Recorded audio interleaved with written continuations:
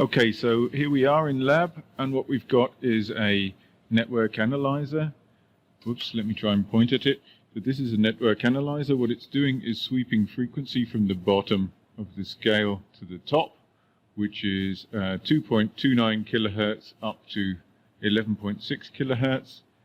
The signal is going in behind my head here from this port into this crystal, which is the crystal off an ultrasonic bath. So it's quite thick. You can see compared to my finger, it's several millimeters thick, which is much thicker than a quartz crystal would be.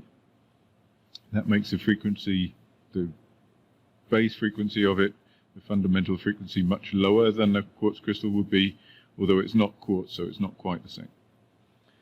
So we're exciting on the back, and the front of this crystal. That's how it's organized, and it's gradually sweeping up, and we can see these peaks where we reach different resonances on our crystal. There are several of them because it's big and because it's not perfectly shiny and flat. I'm going to move you over so you can listen to it sweeping up in frequency while it does it, in the hope that you can get some sound.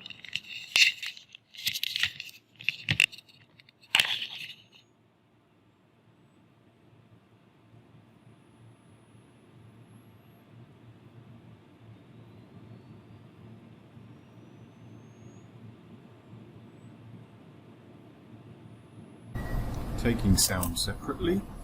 I'm not sure where the microphone is.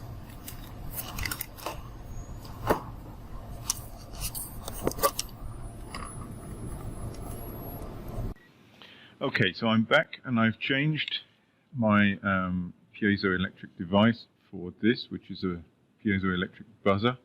So it's going to react better in the audible region so we can hear something. You can see we're still scanning our region, which is the mostly audible region of the spectrum. I'm going to move this microphone up close so you can hear it squeaking at you.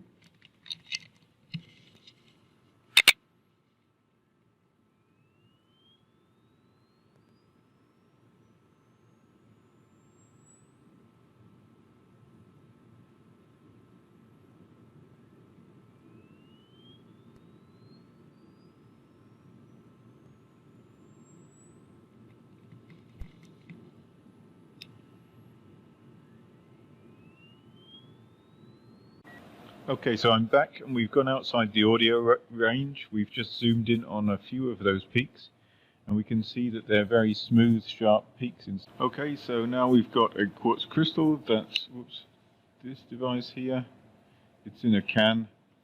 We're at 5 megahertz, so this peak here has a width of a few hertz and it is at 5 megahertz, so it's extremely sharp. We can look at this particular scale, which is the resistance or the reactivity, and we can look at the phase, where we have, a reduction. That's interesting. That's not what it normally looks like.